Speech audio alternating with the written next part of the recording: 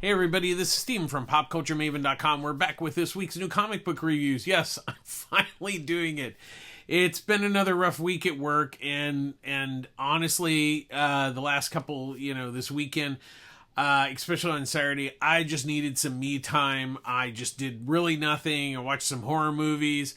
I just need to really, because I've been so busy the past few weeks with work, and then, everything on the weekends, and it's been really crazy, and I just needed some just downtime, just not to really kind of do anything.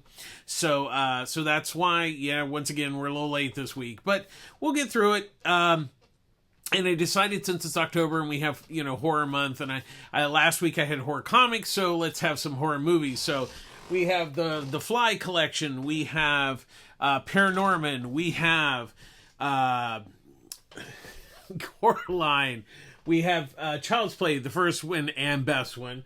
Dawn of the Dead, the import 4K. We have Jaws, we have Beetlejuice, we have The Howling, and then of course we have Halloween and Halloween 3, which I'm a big fan of Halloween 3. And so last week, last Sunday, I went to Disneyland, and I got this little guy. Oh, look at this! It is I have to hold it back because it's really awesome.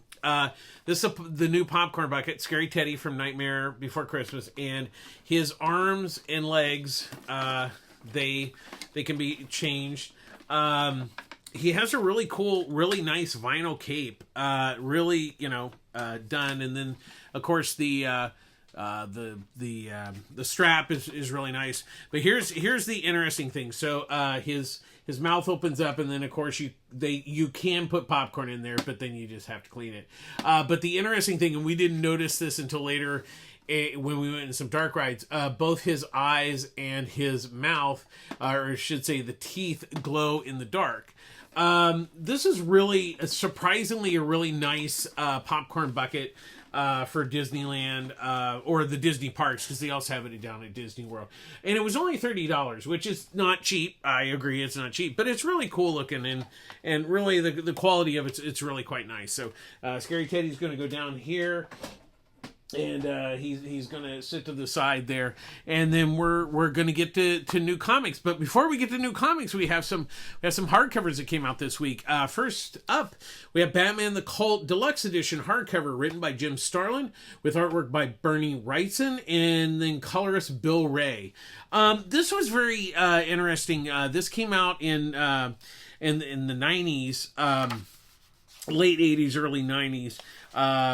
And let's see if we have it. Yeah, copyright 1990. So the basic premise here is Deacon Blackfire leads his homeless followers, and they basically kidnap Batman and brainwash him and really mess him up. And they hide in the sewers and everything, and it really it was very controversial at the time, and it's still kind of a controversial book. Not a lot of people really know about it because it hadn't been really reprinted lately.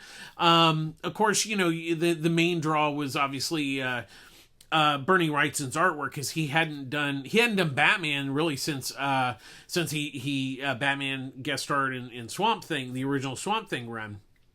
And it's really a fascinating story, way ahead of its time. And the really nice thing about the deluxe edition, it has pencil covers, some shots of the original artwork, some layouts that Bernie did for the book, and it's really, really nice. And the one thing that's also really nice is it's the color work by Bill Ray was very unique for the time. It was printed on Baxter paper, so it did, they were able to reproduce the color. But doing this deluxe edition, it looks like they went back and definitely tried to get it close to, reprinting it close to its original color work, which is, like I said, it was very very dark story.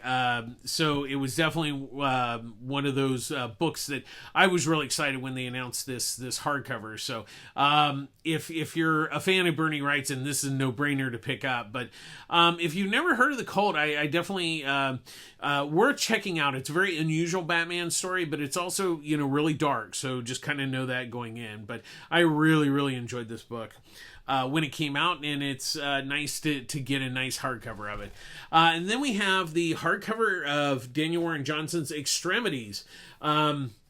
This was a 12-issue series, and the premise was that Thea, she was an artist, and her family, a lot of her family was killed, and so she, basically, her and her father go on the revenge to get revenge against the clan that destroyed their family. And so it's one of those things that it's a revenge story, but it's kind of not that simple, because being an artist, she was very kind of pacifistic and everything, and now, her role has been basically just like killing people and stuff. So it's really an interesting story. This is it's not Daniel Warren Johnson's earliest work, but it's definitely one of the first, I believe it's the first thing he wrote for the mainstream. Now, he did Space Mullets. Now, that was a web comic that he did on his own, but this was actually published at Skybound, and it was really his first big book by himself. In the mainstream. So, and it's been available as a two trade paperbacks, but this is the first time that it's been available in hardcover. And they did do an artist edition of the 12 issues. But once again, that's a lot of money, and it's really, for 12 issues, the cover price on this is $50. So that's actually a pretty good deal for a 12 issue book. The only thing that's kind of disappointing is that there's really no extras to it. I mean, it does have all the covers and any alternate covers that were done for the series, but there's no kind of special features, which is a little disappointing. It would have been nice to maybe have a few things, or maybe even a forward by, somebody, or even Daniel, to maybe talk about the book, or maybe an afterwards or something. But I'm just happy to have it in hardcover. It's a really great series if you've never read it before. I'm a huge, who isn't a Daniel Warren Johnson fan at this point? So definitely well worth picking up. So let's get to the comics. And of course, we're going to start off with the big book of not only the week, but might even be the biggest book of the year so far. We have Absolute Batman #1, written by Scott Snyder, with artwork by Nick Dragata. So this is part of DC's All In. And so what it is there's the regular DC universe that there's not necessarily reboots, but there's going to be some different, moving of creative teams. And so there's also the Absolute universe. So there's going to be Absolute Batman, followed by Absolute Superman, and then Absolute Wonder Woman. And what these are, I guess in some ways you could almost call them Elseworld type series. It's just a different take on the origin of Batman. And so what this one is so he has no money. At least we know his father, Big Shock, was killed, but he's just kind of an average Joe, and that's what makes it kind of interesting. So we know, he went to college, he played football, but then he got this mysterious injury, but he studied engineering, physics, so he's definitely a genius. And he's come back to Gotham, but he kind of blends in. He doesn't stand out. He's obviously not a rich millionaire. But Gotham is now overrun by the party animals, who have even, taken out pretty much the mob, Falcone and all those. And so because of his engineering background and stuff, his cape is a weapon. And I will say that the quote unquote bat symbol on his chest, I don't want to give it away, but it's another weapon, and it's quite amazing. And that's the interesting thing, that he has obviously a utility belt, but everything about him, he's built like a brick, crap house. I'll be nice in case there's kids watching. But he's so huge. He's this monolith of a man, and he just beats the snot out of the party animal gang. But he's very smart about it. He has the ability, not only, he's well honed physically, but mentally, and also, he knows how to make use of his weaponry, but without killing people. Because once again, he has that same thing. He doesn't want to kill. He just really messes people up. Alfred is like this assassin, and he's back here. He's in Gotham, to kind of, I guess, track Batman. We don't quite know from this first issue, but it's really, it's once again, I think that the smart thing Snyder's doing here, he's not trying to reinvent the wheel. I mean, there's, Batman's a great character. It's not broken, so you don't need to fix it. What he's doing, it's telling the same story just from a different angle. And also, having, a different Bruce. It's still Bruce, but kind of changing things. What happens when he's not rich? How does he come up with all this stuff? And how does he find out? I mean, we don't know, is he going to have a Batmobile, and how, what is he going to have beyond that? What is Alfred doing in Gotham? We have, Commissioner Gordon. He's actually Mayor Gordon. And his daughter's a police officer. We see that. And it's really interesting. I will say the great thing about this first issue is it's almost two issues. It's I believe 44 pages. So it's a big book for only $5. So it's kind of a steal on that. Once again, I really like what Snyder did with the story, and Dragata's artwork is absolutely gorgeous. This is a great looking book. And Frank Martin's color work is really, really nice. Really complements Dragata's artwork. Everybody loves Batman, and I think the great thing about this is great for both new and old readers. For people who've been reading, comics for a long time, like me, and probably a lot of you, that this Batman, but I think it's also really good for, people who aren't necessarily huge comic readers or newer comic readers. This is a great jumping on point, and I think that's what I'm really excited about on these Absolute books, is that this is really a stepping stone. This is new continuity within this universe.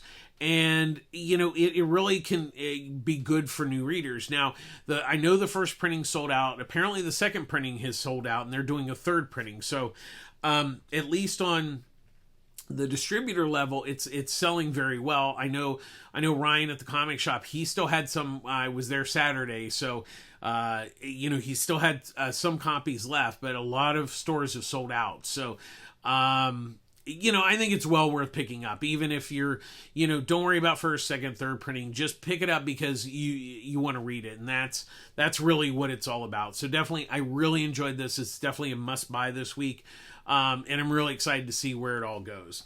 Next up, we have the Terminator #1, written by Declan Shavely, with artwork by Luke Sparrow with Colin Cracker. And then there's the backup story, Buried Alive, written by Sal Crivelli, with artwork by Colin Cracker.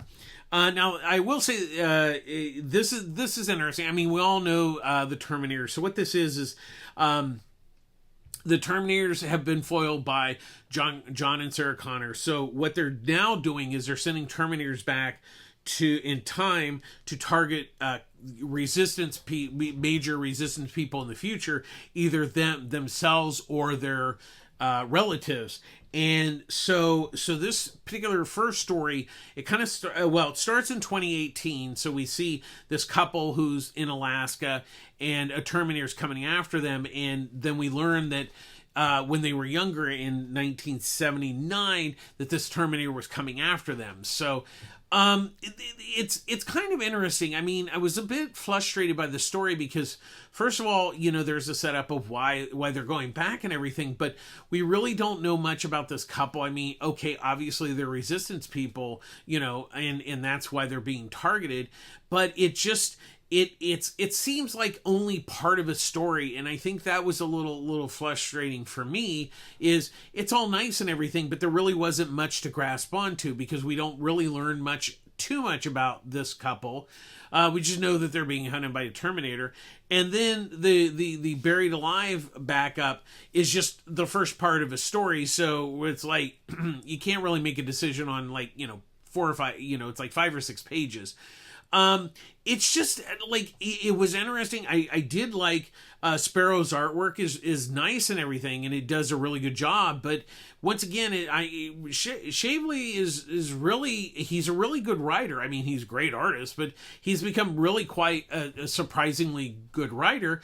But this just seems like it's part of a story, and it's like it just didn't seem like it had a real beginning, middle, and end. It seemed like it was already going, and here you're watching this part of it, and then the question is there going to be more of this? I mean, I don't want to spoil the ending, but it doesn't seem to really end. It kind of does, but it kind of doesn't. So I'm a little lukewarm on this. I don't think it's terrible. I think it was okay, but it just like it just felt like kind of being dropped into the story, and that part that I didn't really care for.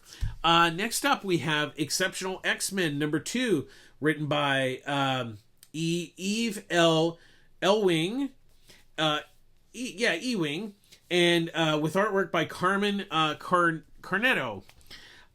So what this is Kate Pryde is really, she's trying to, have a normal life and everything, but she kind of keeps, since Krakoa has kind of fallen, you have all these, newer kids that are mutants, and, some of them can blend in, some of them can't, but then the ultimate thing is, they get upset and then their powers just kind of go berserk.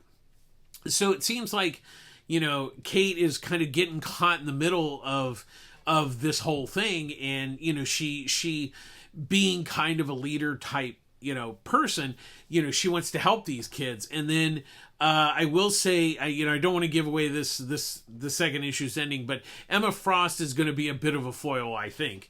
But I think it's this is an interesting book because it's kind of a slower paced book, which I'm kind of liking. I like that Ewing is taking her time to tell this story, not like fast paced. I mean, there's some action and stuff, but it's really just kind of a it's a story that's kind of washing over you. It's not kind of in your face. It's very, very methodically, laid out and everything. And then Cornero's artwork is really, really nice in this book. So it's a slower paced book, but I'm kind of liking that. Once again, I think the good thing about these new X-Men books is, one, that they're separate from each other, and two, that they feel each one can do different things, and that's what I'm liking. So I think it gives you an opportunity to kind of pick and choose which ones you want, and maybe some other ones that like you may like X-Force, where I maybe wasn't a big fan of it, but I may like this and you may not like that. But I think that's what's good about them being separate. It allows you to pick and choose which ones you want. And I think the second issue of Exceptional X-Men is building nicely on the story, so we'll kind of see where it goes. Next up, we have Toxic Avenger #1, written by Matt Bors, with artwork by Fred Harper. So this is based on the Toxic Avenger movie. I should say the original, more so the original film. And basically what this comic is doing is kind of retelling the origin of Melvin Junko he's from Tromaville, and how a toxic spill makes him become the Toxic Avenger. Now, it's kind of one of those things. I think this is going to be an interesting book because obviously the Trauma films are pretty, they're uniquely bad in some ways. And the Toxic Avenger is probably one of their most well-known movies.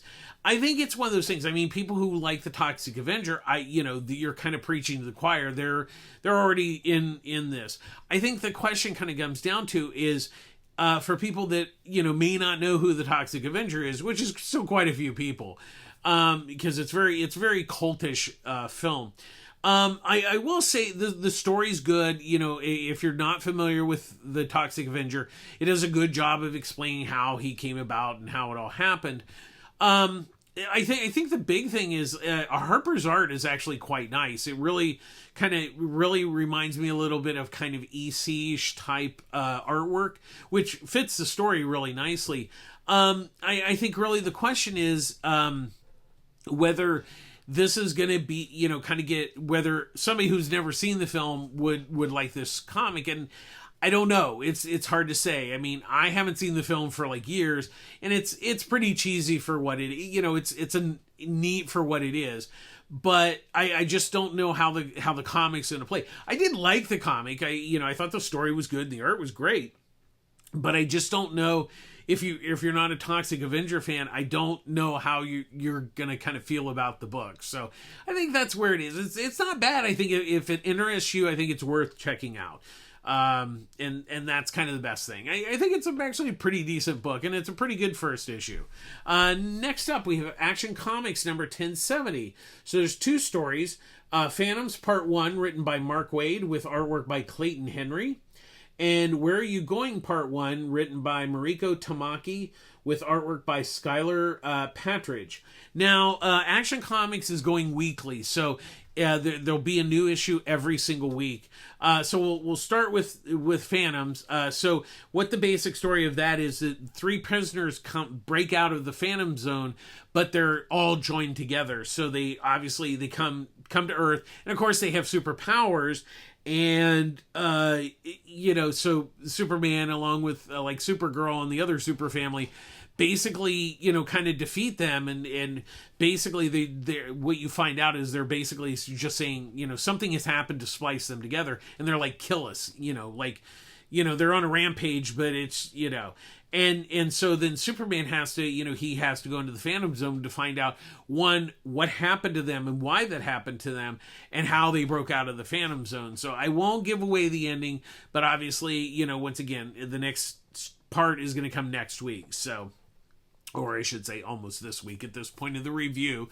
And then the backup story is with Supergirl. She's going on this secret mission out in space, and she gets help from Steel, but she erases kind of the memory of her asking for help. And then Power Girl, wants to help her, and Supergirl's like, no. Kara's like, I need to do this on my own. And then she makes her forget that. And it really, you don't learn too much in the this really first story. It's really a setup. I will say, like the story, the first story, Phantoms, was, it was a decent story. I just don't know that it was compelling enough. And especially with the book going weekly, I would have hoped for something more of like, hey, I'm willing to buy this book every week. And unfortunately, I think the story was interesting, but it wasn't, for me, compelling enough, because you're looking at, what's the cover price? You're probably talking about $5. Yeah, $5. So you're talking $20 a month to continue these stories. So that's a tough sell. And I think the story was interesting. I just don't know that it was interesting enough for $20 a month. I will say Clayton Henry's artwork is really, really great. But once again, I think with this kind of a thing, you really want the story to like, oh my gosh, I've really got to come back to read the second part next week. I wasn't sold on that. And then the Supergirl kind of story had the same way. I like Tamaki's story. Patridge's artwork is nice. But once again, I don't think it was compelling enough to like, okay, is this worth, $5 every week to come back for this? And I think that's, weekly comics have always been kind of a tough sell. And I don't know how long this is going, but I think it's going to go on for a while as far as the weekly goes. And I just don't feel that these stories were quite strong enough for that heavy of an expense commitment to it. I don't think they were bad or anything. I think they're worth checking out to see if you think that they're worth. I will read next week's issue to kind of see if it kind of at least builds nicely on there, and then we can kind of go from there. But the first week did not set my pants on fire. So we'll kind of see where it goes in the second week. Next up, we have the Autumn Kingdom #1, written by Colin Bunn, with artwork by Christopher Mitten. So what the premise of this is the father's a writer. He writes fantasy novels, and his two daughters, Summer and Winter, they basically go to their vacation cabin out in the woods, so he can write and stuff. And so the two girls go out and look in the forest, and they kind of come across these statues of like creatures, and then kind of basically people from like fantasy stories, like like think of Lord of the Ring creatures, but they're all set in stone. And then at night the girls are reading his new book, and then all of a sudden they hear this commotion, and these monsters have come in, kidnap the parents, and then they go out into the forest to hide. And there's this, Valkyrie from the book. It's almost like the book has come to life. That's really the basic premise here. And how, and the girls are going to become involved. Are they heroes? We don't know. That's the basic premise. I will say, I think the concept here is good. I think it's a good, decent, solid first issue. Bunn's a good writer. There's some months where he seems like he's writing 20 bucks. But Min's artwork is really kind of the big win here. It really does a good job of capturing the visuals of it and everything of the fantasy world and then the kind of real world. And then towards the end of this first issue, they all kind of blends together. So that was actually, really nice to see Mitten kind of like somewhat, blend the two styles a little bit together as it went on in the story. I think it's worth checking out. I like the concept. If you're looking for a fantasy book, because usually, fantasy is a tough sell in comics, but I think it's worth checking out this week. Next up, we have Jonny Quest, number 3, written by Joe Casey, with artwork by Sebastian Perez. So the Quest clan go to Japan to help fix the time travel device so they can get back to 1964. And while they're there, of course, Professor Zen is trying to, he wants this time machine basically, and so he hires this person to like get the parts, and we find out that it's might be related to Jade from the original series. There's a girl, Jasmine. Now whether this is a daughter, we don't know. It's a bit of a spoiler, but not a surprise because we've seen other things from the original Jonny Quest series. And so what it is Zen has hired her to get this stuff, and then she finds out that Zen's kind of like the bad guy, and she's like, well, if I was known as the bad guy, I wouldn't have done this. So Zen captures the boys, and then of course Race and Dr. Quest, and of course current Jonny, old man Jonny, they have to go get the boys back. So that's kind of where we end this issue. I am liking, what Casey's doing here. Once again, I grew up with the original Jonny Quest series on repeat since Saturday morning. I'm not that old. But he's doing a nice job of keeping the tone of the original series. I think that, to me, is like the most important thing.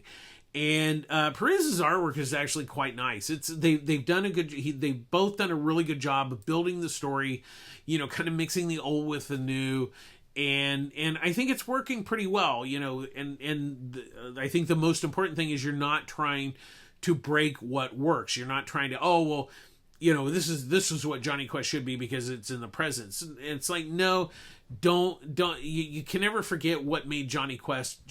So. And so far they're doing it. So we'll keep up with this. Next up we have Scarlett, number 5, written by Kelly Thompson with artwork by Marco Ferreri. So what it is there's Scarlett, Stormshade, and Jinx get the Sword of Power. Cobra Commander comes because he wants it to, because the sword is basically Energon. So once again, that's how it's tying into the Energon universe of all the books. And so they escape, they have the sword, they go back to the Rashiki clan, and it just kind of ends. It doesn't really end, that's the thing. This is the last issue, and it kind of weirdly just doesn't tie up any plot lines, really. And it's almost like they're leading into the G.I. Joe book that's coming out, but it doesn't really lead in because you don't really finish the story because, okay, they steal the sword and they take it back. Okay, so what happens to Scarlett? What happens to Jinx? What happens? Where did Cobra Commander go? All these have not been answered, and I just I really like this series up until like it just didn't end. It finished, but it didn't really end. So I don't know. I really don't know how to even kind of review this because it's not like it was bad or anything. It just didn't end. but it did. So I don't know. I'm really perplexed by what the thinking behind this was. So I enjoyed it, but I was mystified by the ending. That's the only way I can explain it, and that's just how we'll end that review. Next up, we have Space Ghost number 6, written by David Pepose, with artwork by Jonathan Lau. So from the events, from a little bit of a spoiler here, so you need to be reading this book. So you've had a month. So basically what it is so Jace, killed Zorak and now he's basically kind of broken because of it. And so what it is Space Ghost, ultimately, is going to somewhat be a father figure, but, he doesn't know how to handle kids. So he doesn't, Jan tries to help Jace. Jace, just kind of like doesn't, he doesn't go on missions. They've been battling Moltar, another classic, Space Ghost villain. And so Jace goes with them with their second encounter with Moltar, but he stays in the ghost ship. And, it's really kind of about Jace really kind of coming to terms of, like he's broken, but he's healing and he needs to heal, and he has to heal, and Jan and Blip and Space Ghost have to help him heal. That's part of the story. I mean, there's the superhero parts with them battling Moltar and all that stuff, but really, it's kind of about building the characters, and that's what I'm liking what Pepose is doing here is, he has the action, he has all the classic Space Ghost stuff, but he's really delving into the characters of, not only just them, but also the villains and stuff. Like the Zoltar stuff was very interesting the last few issues. Moltar didn't really do too much. He was just kind of a basic villain this issue, which is fine. But I think, building out the characters, because once again, the show was very, simple and two-dimensional, and it was Saturday morning, classic Hanna-Barbera stuff. So keeping it simple, they're half-hour shows or 2 15-minute stories. But Pepose is really building that, what was already there and keeping what made Space Ghost great, but, really adding more depth and emotion to the characters, which I think is really a smart move. And then Lau's artwork continues to really surprise me, and it's really a good-looking book. I have been very cautious about this book, but I think Pepose and Lau really seem to know what they're doing. So hopefully they'll keep up with it. I'm very happy with this book. Definitely still worth checking out. Next up, we have Transformers number 13, written by Daniel Warren Johnson, with artwork by Jason Howard. So this is really simple. Basically, this is the origin of Starscream and how he was originally a good guy and he became a bad guy, and so that's what Daniel and Jason do this issue. You basically learn his origin. So it's really an interesting story. Howard, I don't know if he's going to be the regular artist, whether George Corona's taking a break or, whether, Howard's going to come onto the book. But it definitely, still has the tone. I like that it was kind of a, after the events of the, the last, the second story arc finishing in issue 12, I think this was a nice, good kind of single issue, kind of as a breather and kind of like to take a big breath after all that has happened in, really the first year of the book. So I think this is a good palate cleanser to kick off year 2. And, I really like the story. I thought it was really great at this point. Once again to get that breather, and then Howard does a really nice job. I like his artwork. He keeps in the same somewhat vein of Daniel Warren Johnson. It's not, I would say, not as much Corona, but it definitely looks like Jason Howard's work. And that's fine too. I mean, I don't want everybody just doing clones of Daniel Warren Johnson because that would be pointless. Howard does his own thing, but it still has that feel that Daniel, set the precedent with the first 6 issues. I still love this book, and I'm excited to see where Johnson's going to take this book in its second year, because the first year was really spectacular. And I'm not necessarily a Transformers fan, so I am impressed. And then finally this week we have Fantastic Four number 26, written by Ryan North, with artwork by Ivan Ferrelli. So this is a great book to get you in the mood for Halloween. So what it is the kids, Sue, Ben, and Alicia are out with the kids. They're out trick-or-treating. So Reed and Jonny are left at home, and he has this, like, you know, instead of like a metal detector, he has this magic detector, and he detects that there's magic under the house. So they dig up these huge boulders, and all of a sudden these ghosts come out, animals and all sorts, mostly animals, spirit animals. And so they throw the rocks back in there to try to close the portal. It doesn't really work well. And then Reed discovers that it needs to kind of have, the rocks weren't just a shield. So he runs water in there because something has to keep it kind of constantly running. But they can't put water down there forever. So Jonny remembers seeing in the news that there is this cursed skull. It's the blood vomiting skull of Shanita. And this occultist group have stolen it, so Reed and Jonny go to steal it from them, so they can basically use the skull that vomits blood forever to seal the thing. And so yeah, it's insanity.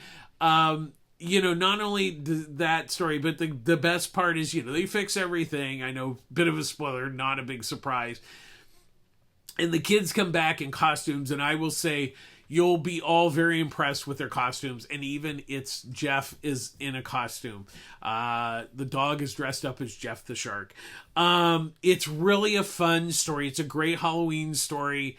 You know, it's another, what I like about what North is doing with this book, there's a lot of one and done issues. You even if you haven't read any of the other issues, you can pick up this issue and really read a great story. Now, I really recommend going and reading. I love what North is doing because he's building, you know, once again, he's regaining the family of the Fantastic Four, which is what the book is really about. It's about family. And so, but also having these like individual stories with, you know, like, you know, sometimes it's one character, sometimes it's multiple characters. I just like what he's doing. And Farrelly's artwork is really great, especially with the, you know, the vomiting skull is just really, like, it should be, it's kind of grotesque, but it's kind of hilarious at the same time. And it's really a fun book. I love this book. It's, for me, one of the best Fantastic Fours I've read in quite a while. And it's really good stuff. So definitely well worth checking out this week. And like I said, even if you haven't been reading it, it stands on its own. That's going to do it this week. Thanks for watching. As always, public service announcement. I get all my comics at Pulp Fiction Comics, Long Beach, California. Ryan Skinner, the owner, runs a great store. Annie and Wendy, they're at the store. Then Derek runs their socials. Check out their Facebook page. Check out their Facebook group page. We all post stuff, you know, like we talk about comics and all sorts of goofy stuff. If you're in the Long Beach area, definitely step by. Ryan runs a really great store. It's a really great comic store. That's the important part. He carries a few toys and stuff. But it's really about comics, and he also has supplies too, which is really good. But it's a good, solid comic shop. He offers 20% off. So like the Extemity is 20% off, and the Batman the Cult would be 20% off. So you're getting a good deal. And if you become a Pulse subscriber, you get a discount on your comics every week, as long as I think you have to subscribe to 10. But that way you don't miss an issue. You always get it. Like if you order Fantastic Four every month, you're going to get Fantastic Four every month. So definitely, if you're in the Long Beach area, definitely check it out. And as always, we end our show with Be Kind. Be kind to yourself and be kind to others. Things are crazy in the world right now, all over the place. News is just kind of depressing, sad. But being kind to others is really important right now. And you don't have to really, you don't have to do big things. It's always just, people don't do the little things. Open a door, say hello, acknowledge people, just say hi to somebody, on the street, when you're walking down the street, hey, how you doing? It's good for you and it's good for other people. And really also take care of yourself. It's really important to take care of yourself right now, because things are tough out there on many different levels. But just being kind to being kind to yourself and being kind to others is just really, really important right now. to take care of yourself and to take care of all of us. That's going to do it this week. Thanks for watching. Sorry we're a little late. We'll try to do better next week. Hopefully things will calm down at work. Thanks for the comments. We've gotten a lot of new subscribers. Thank you for checking us out. Please like and share the YouTube channel. It's always appreciated. Comments are welcome. Thank you. We've had some great comments lately. And that's going to do it this week. Thanks for watching. This is Steven from PopCultureMaven.com signing off. Take care of yourselves. We'll see you next week. Bye-bye.